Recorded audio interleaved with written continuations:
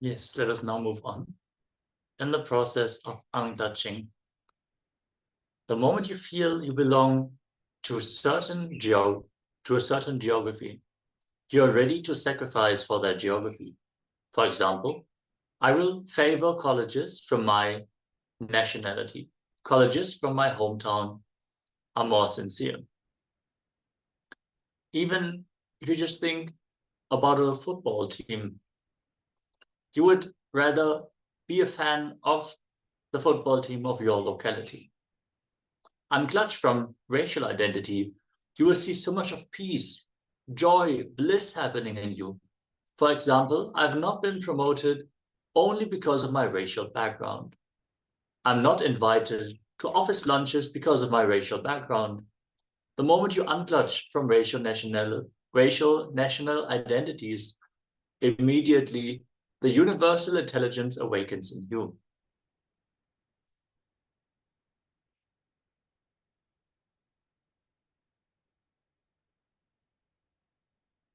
Now, let us pen down the thoughts, means the verbalizations and visualizations which are happening inside. For example, can I stay committed to my team? Am I able to inspire my team enough as you continue to work on the outer world identities? If you have any questions or doubts, please let us know in the Zoom chat.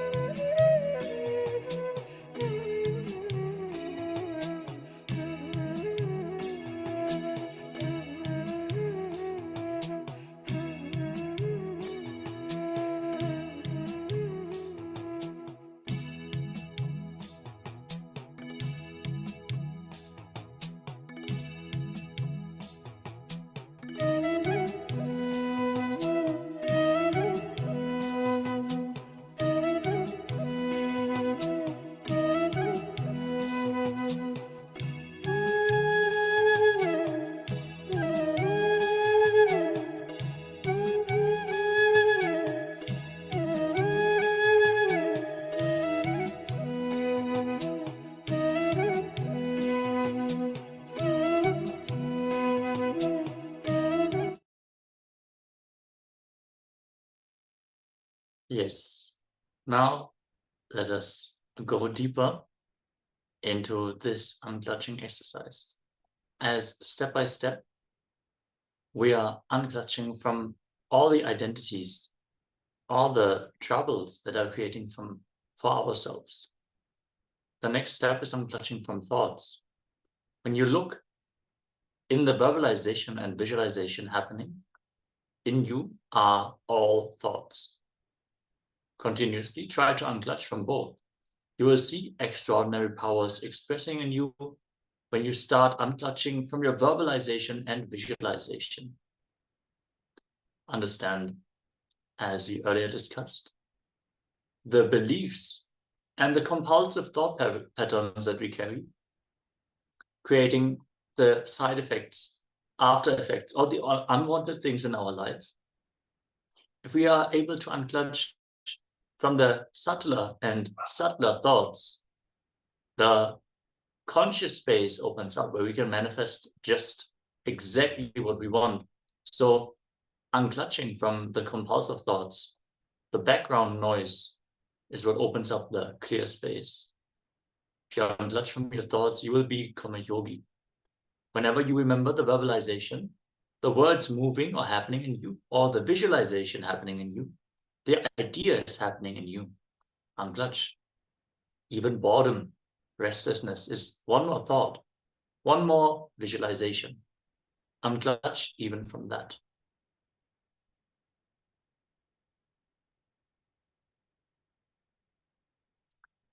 Now, let us unclutch from emotions of pain and pleasure. Pen down your own emotions of pain and pleasure. When you unclutch from pain and pleasures, not only you are free from it, even your health improves drastically. For example, I have chronic back pain.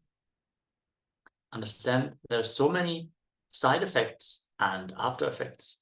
Even the direct effect of our cognitions about our own health, how they are recreating the diseases and turning them into chronic diseases, things that we carry for our whole life. Understand, when you're able to unclutch from pain and pleasure, the hormones in your body will shift and the metabolic end products of your hormonal cycles will drastically improve. That means that you would have had the experience that you have gotten so angry, so frustrated, that the moment this emotion ends, still you feel the lingering residue of going through this emotional carousel. Those are the metabolic end products of the hormones that have been exuded into your body. Every time you get angry, every time you get frustrated, every time you get irritated, your body pushes out certain hormones and they have to be dealt with. Your body struggles to digest these hormones. Like when you are in a blissful meditation, after the meditation, you feel so calm and relaxed. Or after a hard day's work, you're finally able to settle down. The kind of sweetness that you experience from having accomplished something. These are the residues that are creating the ups and downs in our experience. We are able to unclutch from both of the experience of pain and pleasure. You are able to go beyond these experiences and you will manifest extreme health. Since you are not dependent on any of the experiences, you don't need pain as an excuse for why you are not able to manifest what you want. And you don't need pleasure as the verification that makes you run after something. If you are clear of both of them, the manifestation can be from the pure consciousness. Let us now pen down exactly the emotions of pain and pleasure that we are experiencing in our day-to-day life. Let's take a few moments.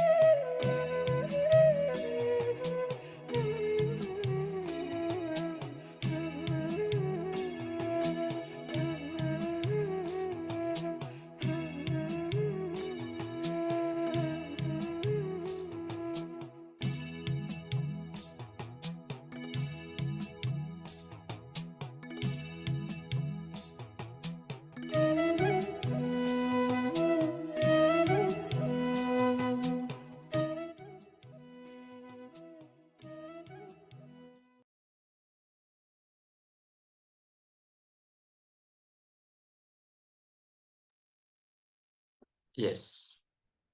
Let us now move to the next step of the exercise. Pen down your inner world identities, like parental conditioning. For example, it is impossible to start my day without reading the newspaper. I need a cup of hot coffee first thing in the morning. I'm not supported. I have to do it by myself. These are the very subtle, very deep engrams we carry from the way our parents behaved when we were a child. We will pick up these verbalizations very early when we are not yet able to verify whether what our parents are saying is actually the truth or not. So let us enter into this step of the exercise.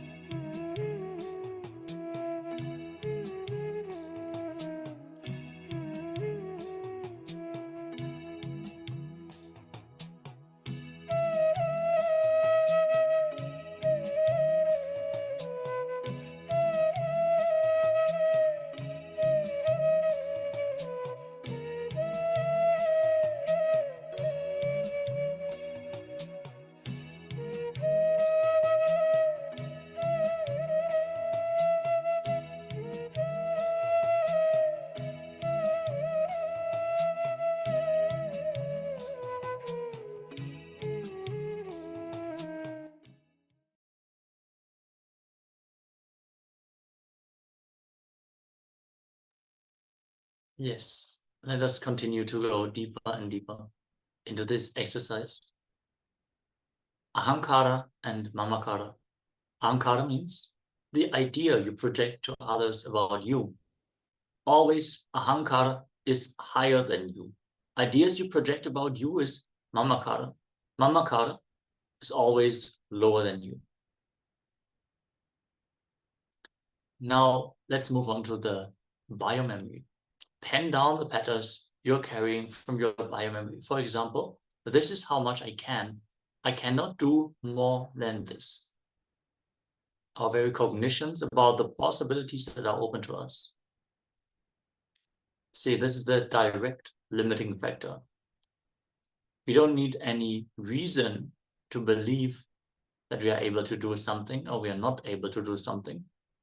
There is just this invisible barrier that we perceive where we just believe, okay, more than this is not possible. Either it is not possible for us or it is not possible for anyone. Let us pen down exactly this barrier and go beyond it.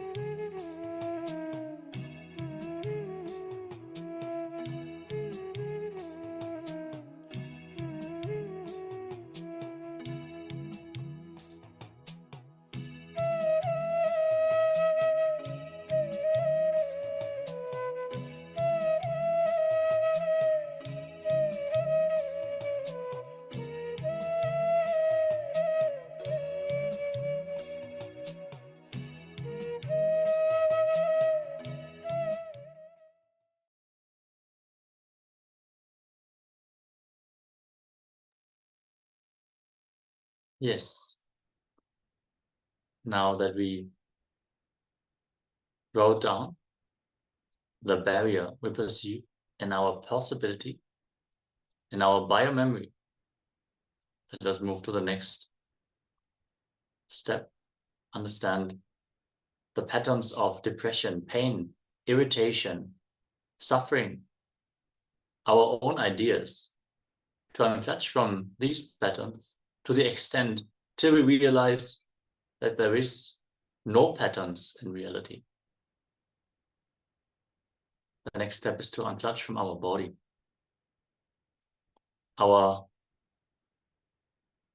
Pen down the patterns of your body.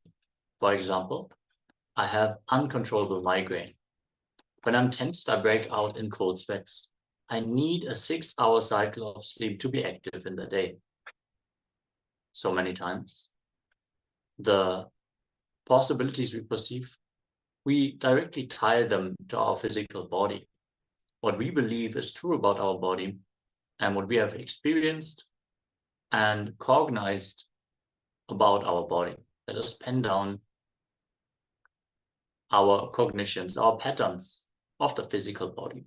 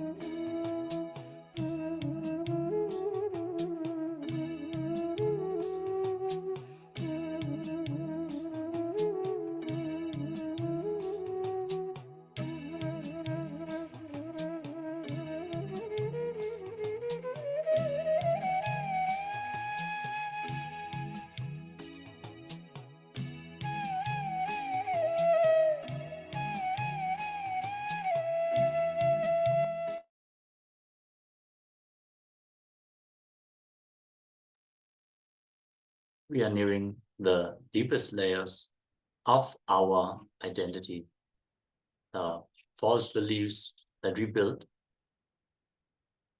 Let us move further. When you unclutch from your body, thousands of disorders you create for yourself, like arthritis, blood pressure, all this completely disappears. Now, in the next step, we are going to unclutch from the idea of time. Now, pen down your idea of boredom, feeling restless, and your idea of time. For example, I don't like to spend long hours working with this stimuli. I have repeated this instruction so many times, but it has still not been corrected. What will happen to work if I spend a whole day with my family? See, when we believe that we run out of time, there is not enough time to do the things, we will manifest exactly that.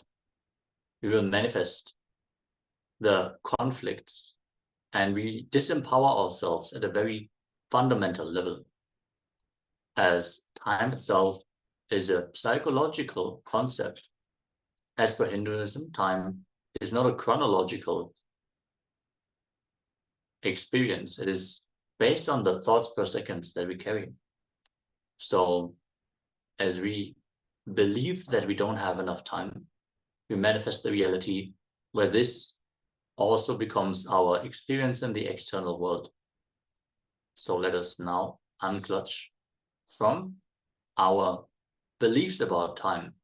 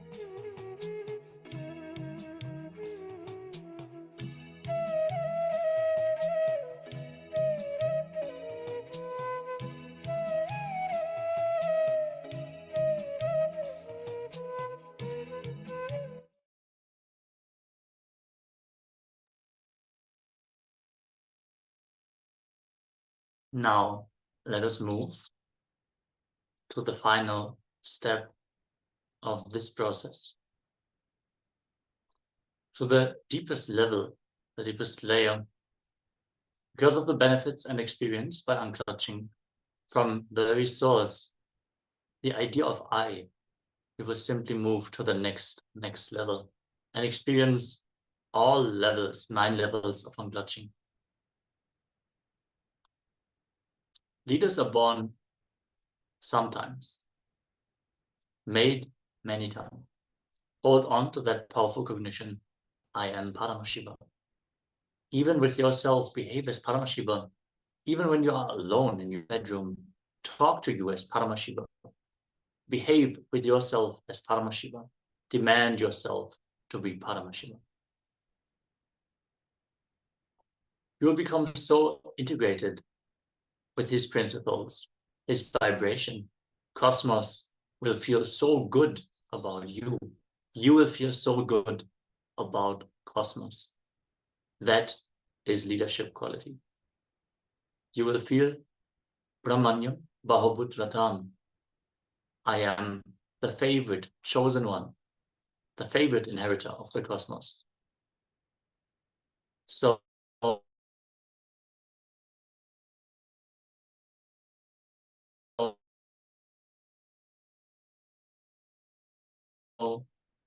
and down, everything together and a little bit more, which we are not able to grasp immediately.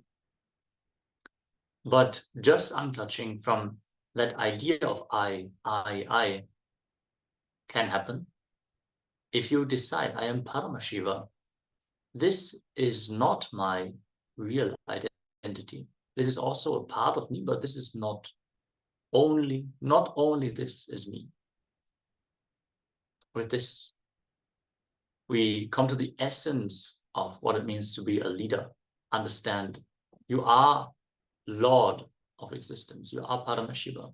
You are the consciousness which decided to manifest itself as energy, manifest itself as matter, and everything else is created just from that. With this, we come to the conclusion of yet another powerful day of the glimpses of Paramashivoham. And we get ready for the start of the next season tomorrow. Thank you all so much for joining today and staying to the very end, participating so sincerely in all the processes, manifesting the powers. Let us now conclude this day with the Purna Mantra as we all sit straight, with our head, neck, and spine in a straight line, the hands in Namaskara Mudra. Visualize Swamiji in deep gratitude as we chant the Purna Mantra. Om Purnamadav Purnamidam Purnat Purnamudachyate Purnasya Purnamadaya Purnameva Vashishyate. Om Shanti Shanti Shanti Hari Om Datsat Sarvam Bhagavat Sri Nityananda Paramashiva Padukarpanamastu. Om Nityanandam. Thank you all. Nityanandam.